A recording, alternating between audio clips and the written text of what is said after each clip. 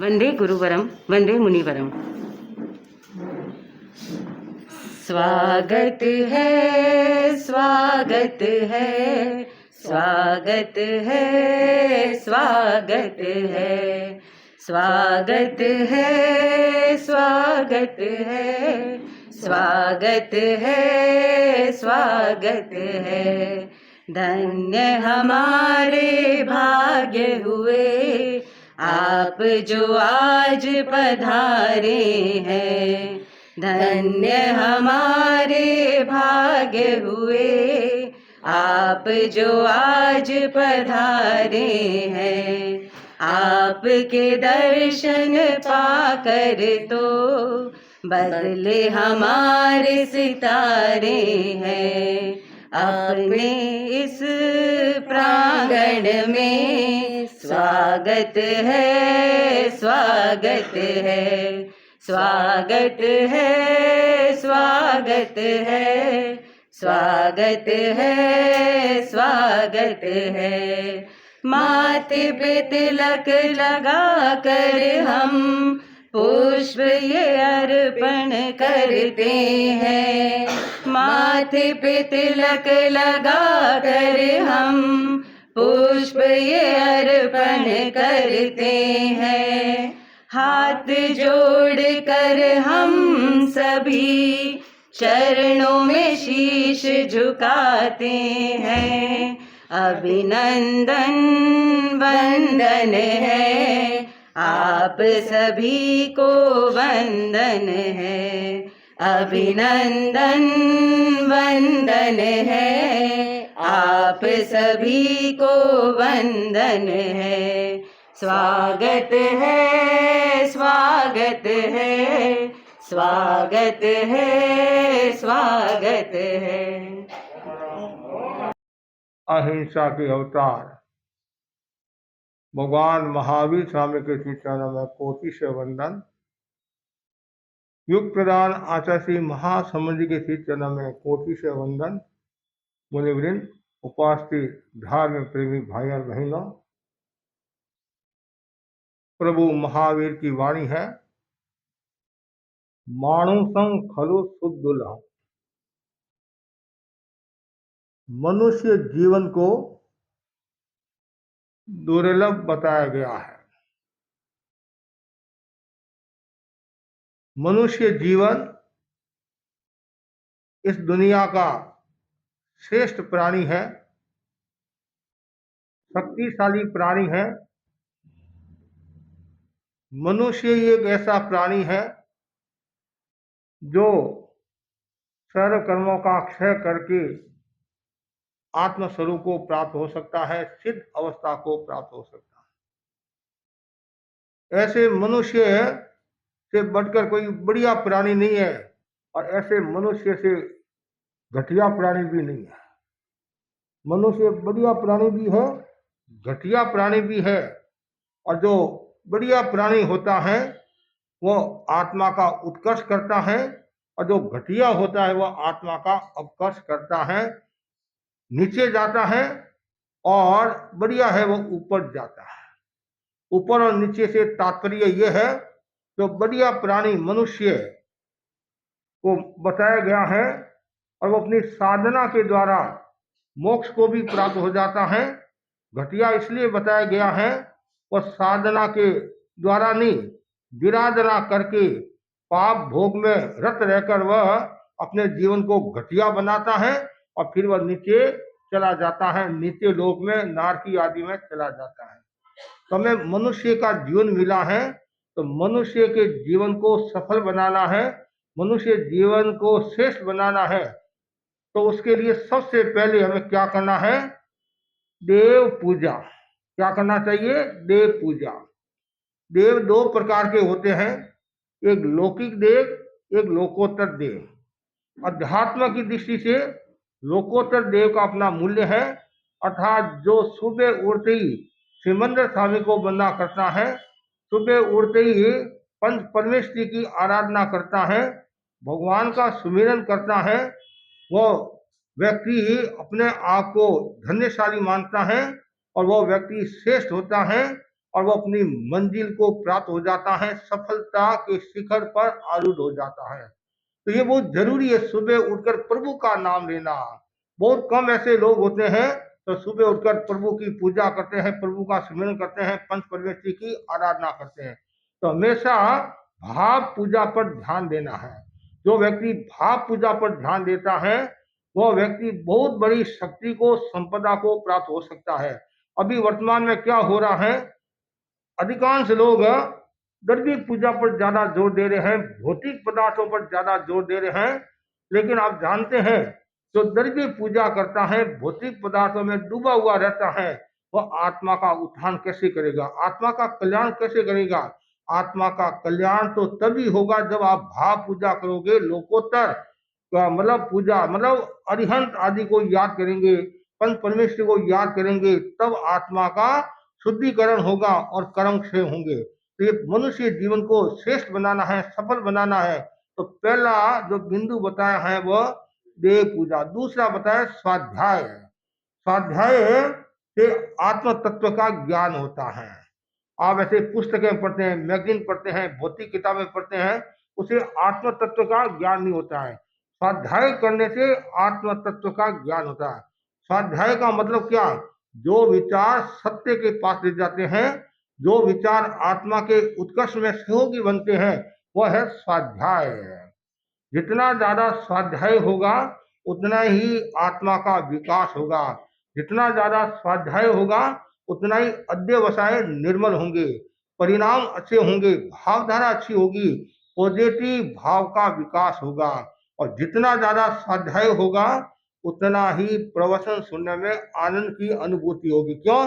अब निरंतर पढ़ते हैं तो पढ़ते पढ़ते आपको भी ज्ञान हो जाता है और प्रवचन सुनते तो आपको और आनंद की अनुभूति होती है, ये मेरे बात सुनी हुई है।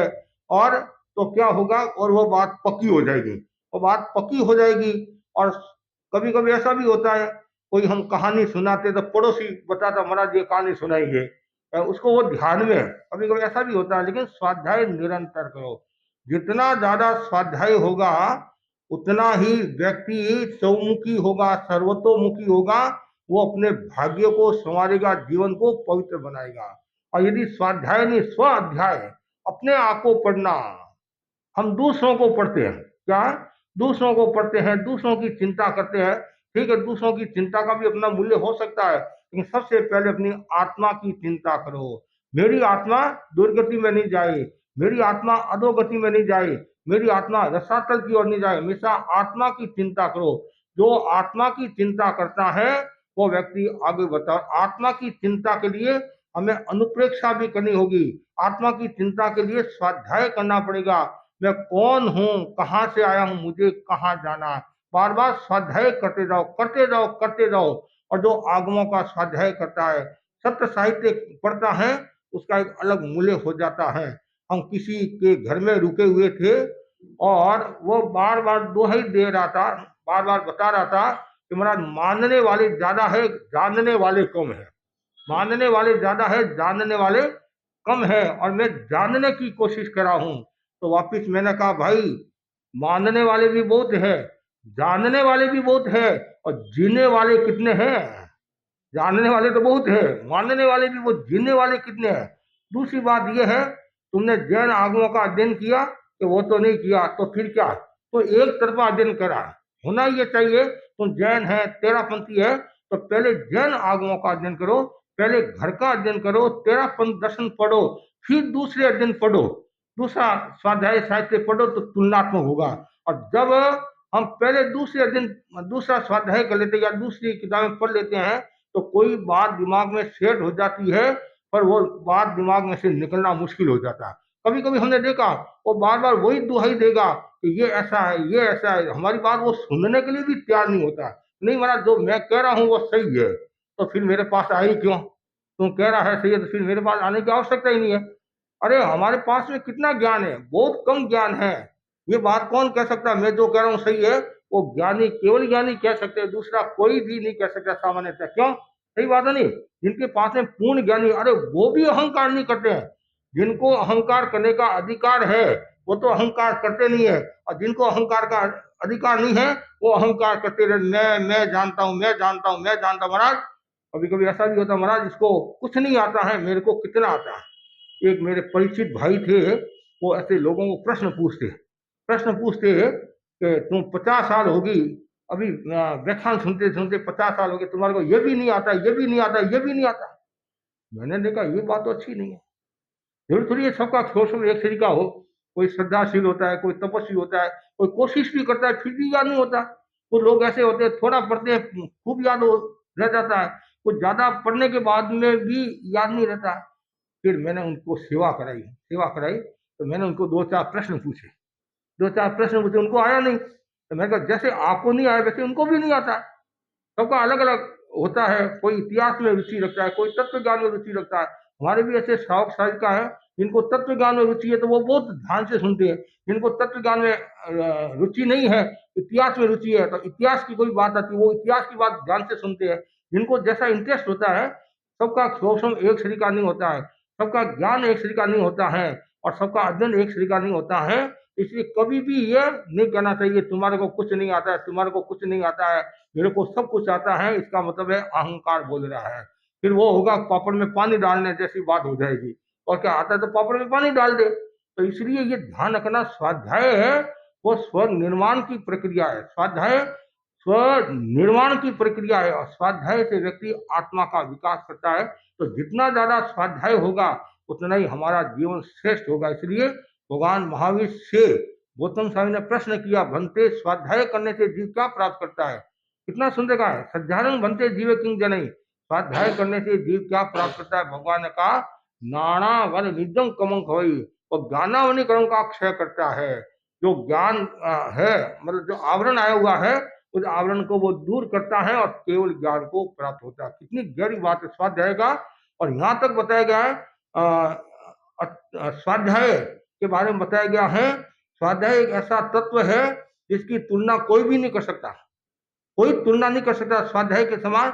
न अतीत में कोई तब हुआ है, न कोई भविष्य में होगा। इतना स्वाध्याय का अपना मूल्य होता है। तो निरंतर स्वाध्याय करो, और जितना ज्यादा स्वाध्याय होगा उतना ही जीवन अच्छा होगा और समय का सदुपयोग होगा। और स्वाध्याय नहीं होता है तो थारी मारी, सरल भाषा में थारी मारी बातें शुरू होगी। 5 बहनें मिल जाती हैं, 5 भाई मिल जाते हैं, या तो समाज की बात करेंगे, या घर गृहस्थी की बात करेंगे, या व्यापार की बात करेंगे। और 500 के पास मेरी ज्ञान है तो वो ज्ञान की बात करेंगे। ज्ञानी से ज्ञानी मिले करे ज्ञान की बात, और मूर्ख से मूर्ख मिले के मुक्का के लात।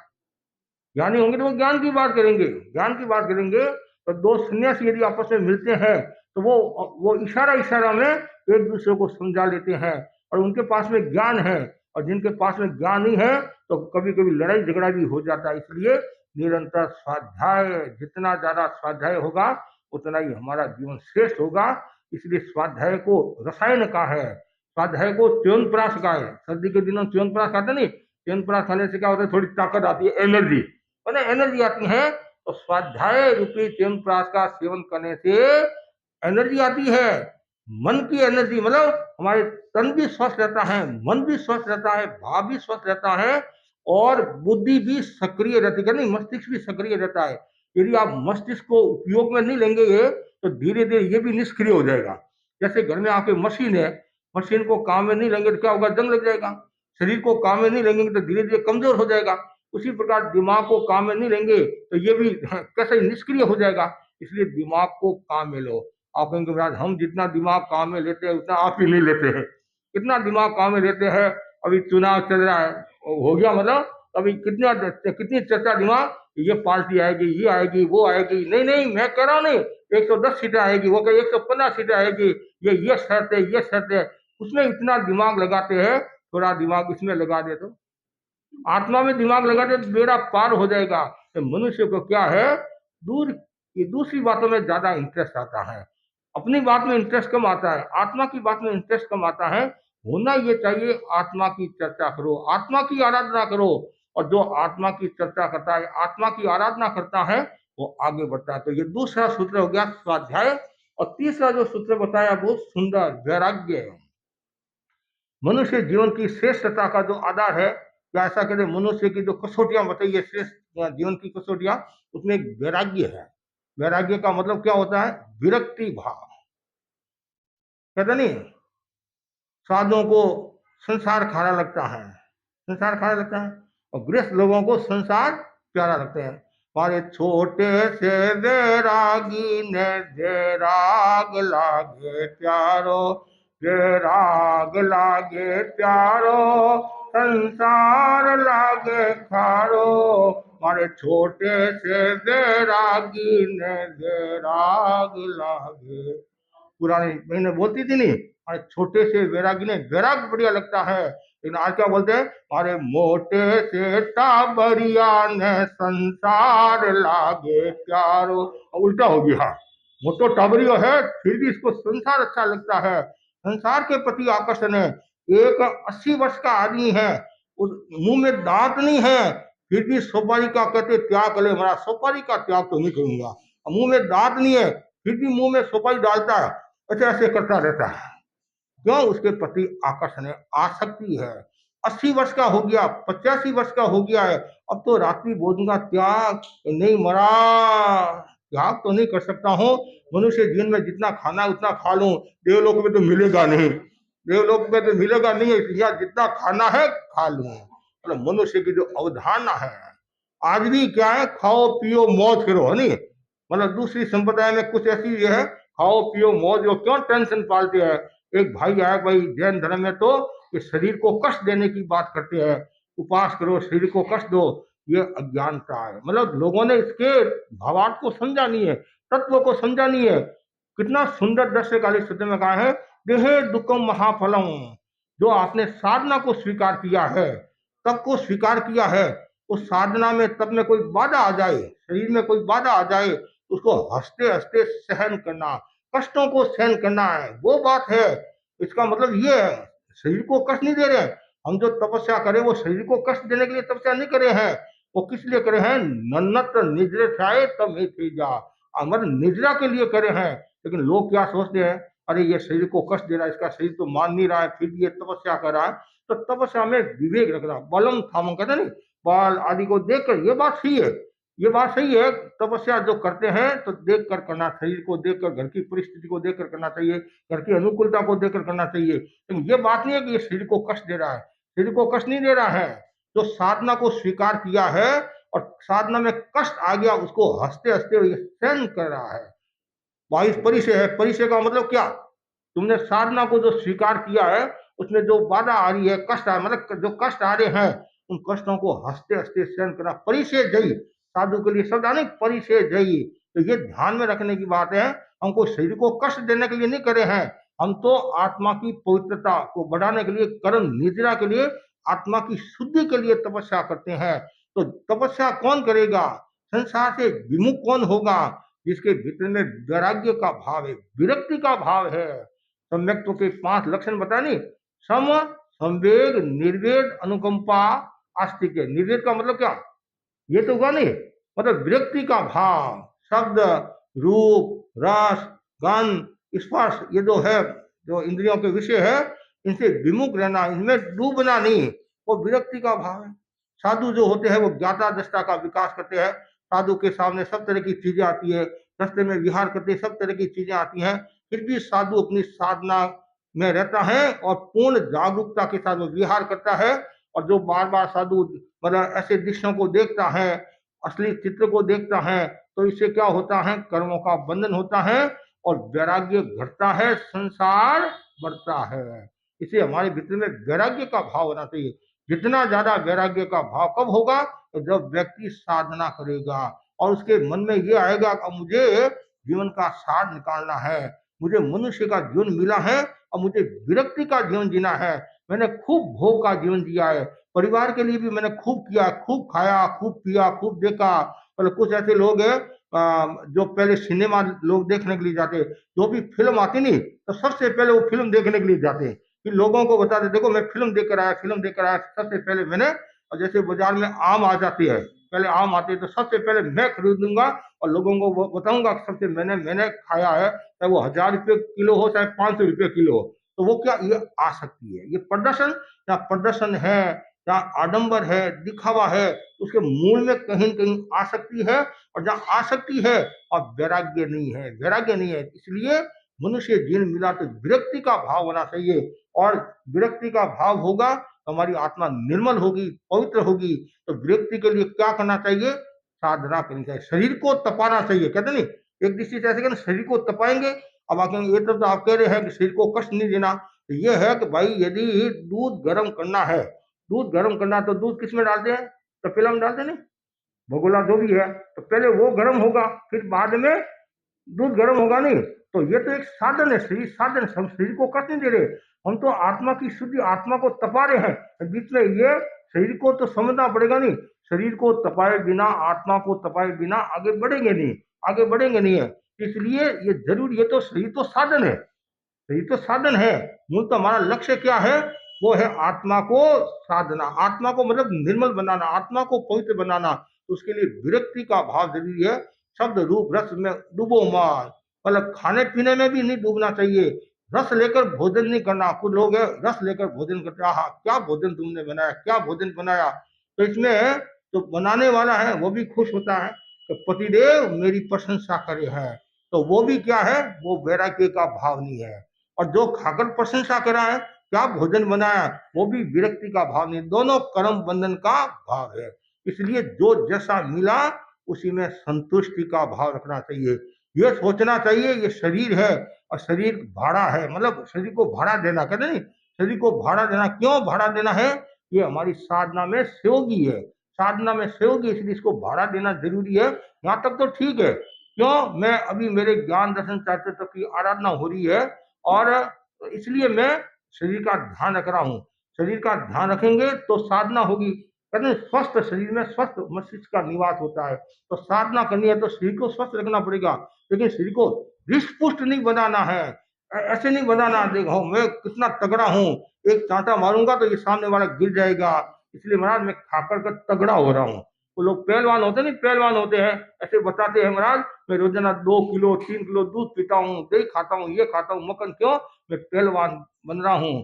तो वो पहलवान तो उसमें इतना समय लगाता है, उतना आत्मा के पहलवानी में समय लगा दे तो बेड़ा पार हो जाएगा। इसलिए विरक्ति का भाव जरूरी है। जितना ज्यादा विरक्ति का भाव होगा उतना ही व्यक्ति निर्मल होगा, उसका आवामंडल पवित्र होगा।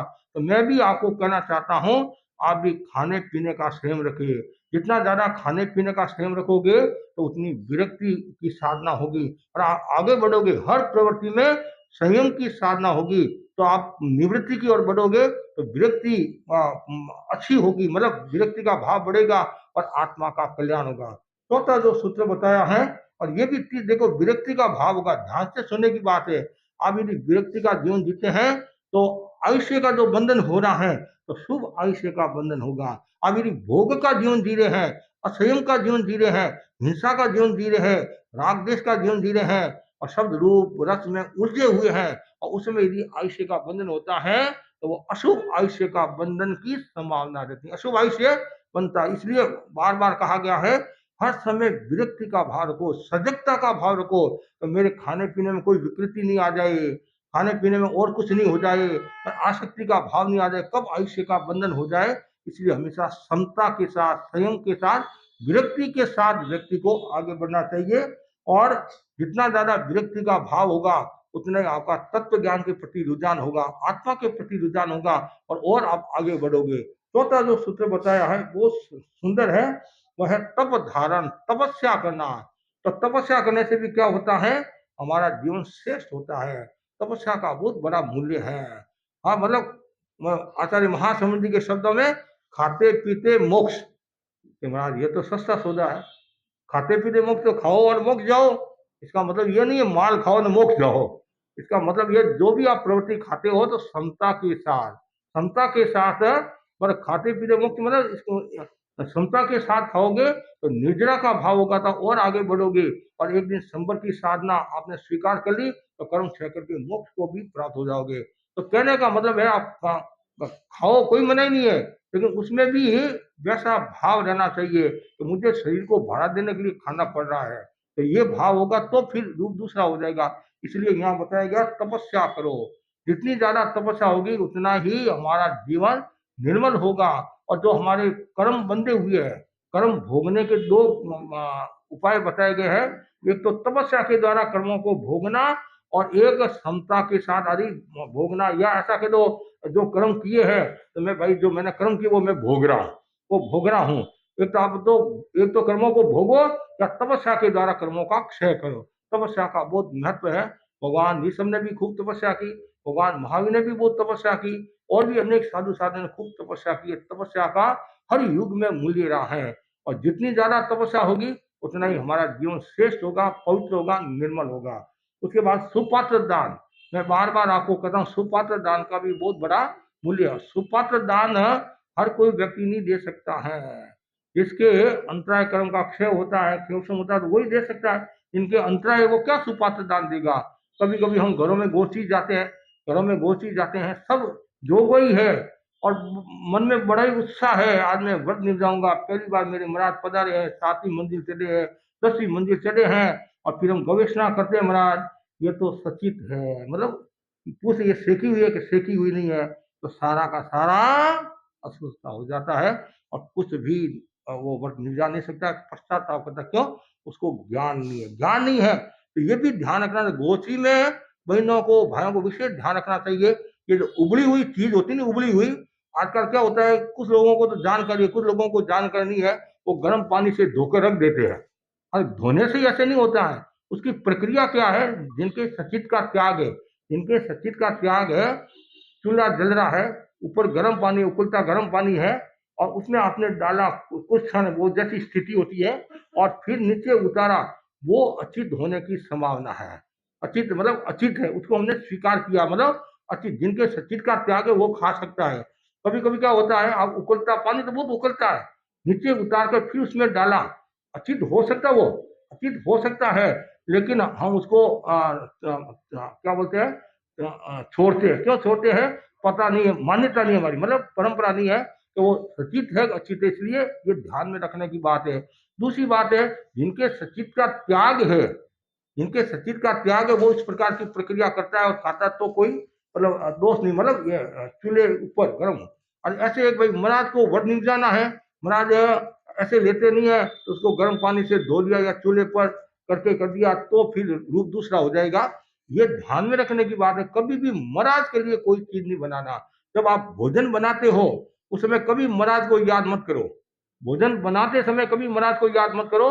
भोजन बनाने के बाद जब आप भोजन करते हो उस समय महाराज को याद करो कि मैं बार बार व्रत नहीं जाऊं, बार बार व्रत नहीं जाऊं। बस गोष्ठी में भी विवेक रखना चाहिए, जो हमारी परंपरा है उस परंपरा के अनुरूप कार्य होना चाहिए। क्यों? सुपात्र दान का बहुत बड़ा मूल्य, नाम ही क्या, सुपात्र दान।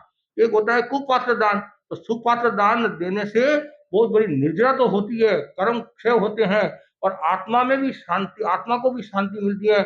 और आपके मन में कितनी भावना, आज मैंने मुनिराज को दान दिया, दान दिया। अरे कोई दलाली भी करता है तो भी कितना लाभ होता है, कितना लाभ होता है, दलाली का भी कितना लाभ होता है। और वो आप नाम सुना होगा, बलभद्र जी की घटना सुनी आपने? बलभद्र जी की घटना, बलभद्र जी मुनि थे, उनका रंग रूप बहुत सुंदर था, रंग रूप बहुत सुंदर था। तो वो जा रहे थे तो कुआ के आसपास होंगे शायद, इधर एक भाई ने क्या किया, मुनिराज को देखा, और उसमें मतलब रूप में वो मोहित होगी, रूप को देखने लगी। और बच्चा पास में, बच्चा भी उसके पास में बच्चा था, और उसको पानी निकालना, तो उसने क्या सोचा, ये जो बच्चा था नहीं, उसने सोचा हो सकता है ये बाल्टी होगी ऐसे।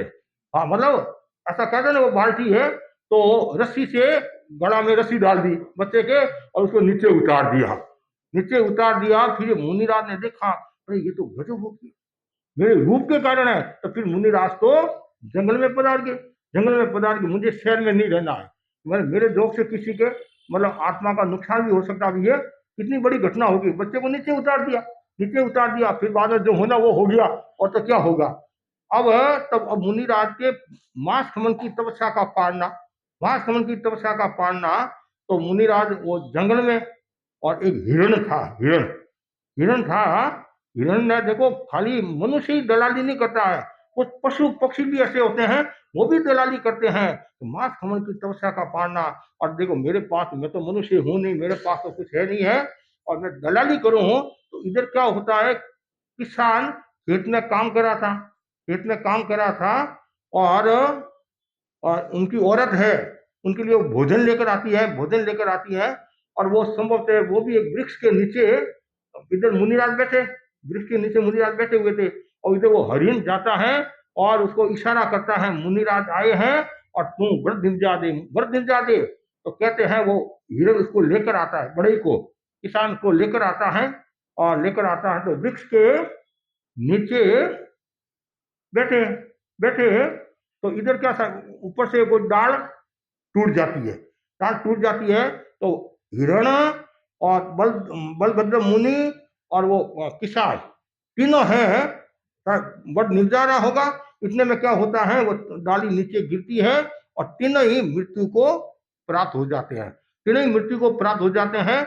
लेकिन सुपात्र दान के कारण उन्होंने सदगति का वर्णन किया, और यहाँ तक बताया गया है वो हिरण और किसान वो भी आगे जाकर आत्मा का कल्याण करेंगे। एक किताब में तो ऐसा लिखा है कि जो बलभद्र मुनि वो तीर्थंकर बनेंगे और हिरण आदि है वो गंधर्व बनेंगे, ऐसा भी कहा जाता है। लेकिन ये हमारे सामान्य प्रचलन में नहीं है, लेकिन ये है उन्होंने धर्म दलाली की, धर्म दलाली के कारण उन्होंने सुगति को प्राप्त किया। सुपात्र दान, और दान उसके पास में नहीं था, लेकिन उसने दलाली की, दलाली की। और योग था, आयुष्य उसने ही था, कुछ भी समझो, इतने में वो डाली गिरती है और मृत्यु को प्राप्त हो जाते हैं। तो कहने का मतलब सुपात्र दान का बहुत बड़ा मूल्य होता है। इसलिए मैं भी आपको कहना चाह रहा हूँ, हमेशा मन में भावना भाव, सुपात्र दान मिले, सुपात्र दान मिले, सुपात्र दान मिले। साधु को भी सुपात्र दान, साधु भी मुझे सुपात्र, मैं साधु हूँ, मैं साधु हूँ तो मुझे सुपात्र दान। जैसे आप तो ये भावना भाव कि मैं सुपात्र दान दूं, सुपात्र दान दूं, और साधु क्या भावना भाता है, मुझे शुद्ध दान मिले, शुद्ध दान मिले, शुद्ध दान मिले। क्यों, साधु जो भी होगा वो शुद्ध दान ही लेगा, अशुद्ध तो कभी लेगा ही नहीं, लेगा ही नहीं। यदि कोई अशुद्ध लेता है और उसको पता चल गया वो लेता है, तो वो दोष का भागी हो जाता है। प्रायश्चित लेकर वो उसको शुद्ध होना पड़ेगा। कभी कभी ध्यान नहीं रहता है, कभी भूल हो जाती है, छदमस्त है, गवेषणा करते हैं फिर भी। लेकिन कभी कभी ऐसा भी होता है, ध्यान से सुनने की बात है। जैसे तीर्थंकर भगवान के लिए कोई गोची लेकर आया, गोची लेकर आया। तीर्थंकर भगवान जानते हैं ये जो गोची है ये मतलब क्या बोलते हैं, सहज नहीं है, सहज नहीं है ये गोची। मतलब मान ये से असुस्ता लेकर आया है या और कुछ लेकर आया है, फिर भी मुनिराज के गोची लाने पर तीर्थंकर भगवान वो आहार करते। क्यों करते हैं कि साधु ने निर्वध्य गोची लाई है, मतलब साधु ने गवेषणा करके गोची लाई है, वो पूरी गवेषणा करके गोची लाई है। उस दृष्टि से वो तीर्थंकर भगवान आहार करते हैं। लेकिन साधु को कभी कभी होता नहीं, मैंने गोची से पूछ लिया जान बूझ कर, तो मैंने कुछ नहीं किया, पूरी गवेषणा करके वध निपजा दिया। फिर किसी का महाराज इसके ये पल्ला अड़ रहा था, मेरे ध्यान में नहीं। तो लेकिन मैंने व्यवहार में पूरी जांच करके फिर मैंने गोचरी की है, तो मैं वो दोष का भागी नहीं हूँ। मतलब मैंने पूरी गोचरी की है।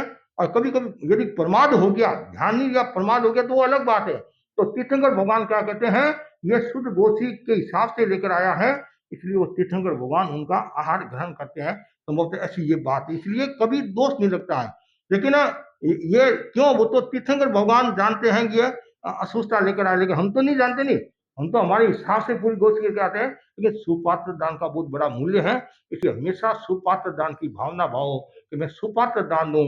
मैं बार बार कहा करता हूँ, केवल भोजन का ही नहीं, मतलब अपने पुत्र का भी दान दो, पुत्र का भी दान, मतलब सह्यातर मतलब मकान का भी दान होता नहीं, 1 दिन के लिए, 2 दिन के लिए, 3 दिन के लिए। तो बार बार भावना भाते रहो, सुपात्र दान का बहुत बड़ा मूल्य है। और जो व्यक्ति जितना ज्यादा ये दान देता है उतना ही अपना मूल्य होता है। तो साधु जब भी है वो गवेषणा करके गोची लाता है, और कहीं भूल हो जाती है, उसको पता चल जाता है कि मेरे से गलती हुई है, या कोई आकर कह दे, कोई आकर कह दे महाराज आपने ध्यान नहीं रखा, आपने फिर भी हमने ध्यान रखा, आपने ध्यान फिर भी है, तो हम प्रायश्चित कर लेते हैं, शुद्ध हो जाते हैं। ये ध्यान में रखने की बात है। और यदि कोई जानबूझकर यदि कोई गलती करता है तो उसका तो फिर रूप दूसरा होता है। लेकिन जो साधु है वो अपनी साधना में लीन रहता है, वो हमेशा यही भावना पाता है, मैं अशुद्ध आहार नहीं लाऊं, अशुद्ध आहार नहीं लाऊं, अशुद्ध आहार नहीं लाऊं। बार बार उसके मन में यही रहता है, पूरी गवेषणा करके। हमारे साधु साधु बहुत सजग है, बार बार गोचिन पूछते भाई हमारे लिए नहीं बनाया, वो नहीं। और सामने वाला यदि असत्य बोलता है, असत्य बोलता है, तो फिर उसके कर्म है। लेकिन हम तो व्यवहार का अपना मूल्य होता है, श्रावकों पर विश्वास तो करना ही पड़ेगा। यदि मैं विश्वास नहीं करूंगा तो फिर समाज कैसे चलेगा। लेकिन ये भी आपको ध्यान रखना है, कभी भी मन में वो भावना नहीं आए कि मैं ये भावना है, मैं सुपात्र दान दूं, सुपात्र, और जितना ज्यादा मैं सुपात्र दान दूंगा उतना ही हमारा मतलब आपका जीवन श्रेष्ठ होगा। और सुपात्र दान के कारण जीव उच्चता को प्राप्त होता है, महानता को प्राप्त होता है, और लब्धि को भी प्राप्त हो सकता है। अब देखो संगम का जो उदाहरण आता है, संगम का, कौन था संगम? शालीभद्र का जो जीव था नहीं, पूर्व भव, तो उसने क्या किया, मुनिराज को खीर पिलाई, नहीं खीर पिलाई, और कितनी प्रसन्नता और उल्लास के साथ में, यदि वो सम्यक दृष्टि होता तो मरकर देवलोक में जाता। वो सम्यक दृष्टि नहीं होने के कारण, मिथ्या दृष्टि होने के कारण, सुपात्र दान प्रकृति से सहज सरल होने के कारण वो मनुष्य जीवन में आता है। कौन बनता है? शालीभद्र बनता है। और उनके जो पिता थे वो दीक्षा लेते गोभद्र मुनि, और आयुष्य पूर्ण करके वो देवलोक में जाते हैं। ऐसा कहा जाता है रोजाना 33 पेटियां, यानी पेटियां थे, खंड 33 थे, वस्त्र का अलग ऐसे करके कोई 99 कह दो या 33 पेटियां उनके लिए उतरती थी। और वो शालीभद्र मुनि मतलब बहुत कोमल थे, बाद में तो दीक्षा ली, और कोमल थे, इतने कोमल थे तो मेलों में रहते थे। और फिर बाद में नीचे आए, घटना लंबी है, तो कहने मतलब दान के कारण उन्होंने मनुष्य गति को प्राप्त किया। आप चाहे श्रेयांश कुमार की घटना ले लो, चाहे और किसी की घटना ले लो, तीर्थंकर नाम गोत्र का बंधन करने वाली भी ऐसी कई घटनाएं। ताराचंदी झिल्लीवाल जो हमारे श्रावक हुई है व्याचार्य के शासन काल में, उन्होंने दान के कारण, सुपात्र दान के कारण तो तीर्थंकर नाम गोत्र का बंधन किया है। और श्रेयांश कुमार ने दान के अपनी आत्मा का उत्कृष्ट किया है, आत्मा का कल्याण किया है। और राजा शंख, जो मैंने पहले भी आपको बताया था, राजा शंख जो भगवान अरिष्टनेमि का जीव, अरिष्टनेमि का जीव ने, तो राजा शंख ने सुपात्र दान दिया, धोन पानी बह रहा था, जिसके कारण तीर्थंकर नाम गोत्र का बंधन किया, और बाद में तीर्थंकर बने और मोक्ष में पधारे। तो ये कुछ ऐसे सूत्र है, इन सूत्रों की जो आराधना करता है वो अपने जीवन को श्रेष्ठ बनाता है। और लास्ट जो एक बहुत महत्वपूर्ण बिंदु है, तो मनुष्य जीवन को सार्थक बनाना है या श्रेष्ठ बनाना है, या मनुष्य जीवन की श्रेष्ठता की जो कसौटियां में एक महत्वपूर्ण जो कसौटी है वो है श्रम करना, मेहनत करना, पुरुषार्थ करना। इसका भी बहुत बड़ा मूल्य होता है। और जो जितना ज्यादा श्रम करता है उसका तन भी अच्छा रहता है, मन भी अच्छा रहता है, भाग भी अच्छा रहता है। क्यों? पुरुषार्थी जो आदमी होगा तो उसके फालतू विचार नहीं आएंगे। राजस्थानी कहावत है, नवरो नाते जाए, खाली दिमाग शैतान का घर। जिसके पास में कोई काम नहीं होता नहीं, तब फिर फालतू विचार आते हैं। अभी घरों में कभी कभी देखते हैं, अब घर में कितने 3 सदस्य 4 सदस्य है, और काम ऐसे देखो कुछ नहीं विषय, फिर भी लोग क्या कहते हैं, महाराज बहुत बिजी हूँ। तो काम क्या है? कि काम तो कुछ नहीं है, 3 तो काम वालियां हैं। कितनी? 3 तो काम वालियां हैं। रसोई अलग बनाने वाली है, कपड़े धोने वाली मशीन अलग है, और पोछा लगाने वाली अलग है। तो फिर काम क्या? काम कुछ नहीं है, फिर भी मैं बिजी हूँ। वो बिजी कहाँ है? वो तो लेजी है। बिजी नहीं है, लेजी है। तो हम अपने मतलब खुद का नुकसान खुद करें। क्यों नुकसान करें? आज श्रम छूट गया, विलासिता का भाव आया, भोग का भाव आया, तो बीमारियां बढ़ी। बीमारियां कई कई ऐसी बीमारियां होती है जो रोंगटे खड़े हो जाते हैं। क्यों? श्रम छूट गया, मेहनत छूट गई। आज तो 4 दिनों का भोजन बनाना है तो भी माथा में टेंशन हो जाता है, माथा में कोई लाकड़ी मारी हो। पहले 20 जनों का एक बाई भोजन बना देती थी। हमने भी देखा छोटी उम्र में, मतलब घरों में ऐसे देखते नहीं, भाई इतनी फुर्तीली फटाफट फटाफट रोटी। आज 2 जनों की रोटी बनाना है तो भी गिनती लगाकर, कितना 3 फुल्का खाता है, 2 खाता है, गिनती बनाकर ये लो 2 लो। और वही इधर छोटा छोटा बच्चा जितना है नहीं, मतलब, और बस वो 2 फुल्के बनाने में भी जोर पड़ता है। और कभी कभी तो कोई व्यक्ति का मन है, आज मेहमान आए हैं, मैं उनको भोजन के लिए कह दूं, तो उसको सोचना पड़ता है, श्रीमती का मूड है कि नहीं है। हाँ, मूड है कि नहीं है। और वो और सोचता है करूँ क्या। और फिर वो अपना ऐसा होटल पधारो, तो वो भी सामने वाले भी जानता है और ये भी जानता है, और वहाँ चूना वो लगता है, वहाँ एक्स्ट्रा चूना लगता है, लेकिन फिर भी करे क्या, परिस्थितियां ऐसी हुई। क्यों? श्रम छूट गया है। जहाँ श्रम छूटेगा और विलासिता बढ़ेगी और भोग बढ़ेगा, और आदमी असंयम की हो जाएगा, और मनुष्य जीवन को सार्थक नहीं, वो निरर्थक बना देगा। इसलिए कभी भी श्रम से जी नहीं चुराना चाहिए। मैं बार बार कहा करता हूँ, मुनि मोहनलाल जी आमिर फरमाते थे, जिंदगी को जीने लायक रहने दो और प्यास को पीने लायक रहने दो, तो मत बन जाओ एयर कंडीशनर, खून को पसीने लायक रहने दो। कितना? मतलब खून को पसीने लायक रहने दो। हमेशा कठोर श्रम करो, और जो जितना ज्यादा कठोर श्रम करेगा उसकी शैया उतनी ही कोमल होगी। और देवता भी किसका सेव करते हैं? जो श्रम करता है, मेहनत करता है, पुरुषार्थ करता है, तो देवता उसका सेव करते हैं। हमारे बड़े संत मुनि जतनमली स्वामी वो फरमाते थे कि जो आलसी आदमी होता है उसका कभी काम नहीं करना चाहिए, वो और ज्यादा आलसी हो जाएगा, और ज्यादा आलसी हो जाएगा। जो काम करने वाला है तो उसका सेव करो, उसका सेव करो।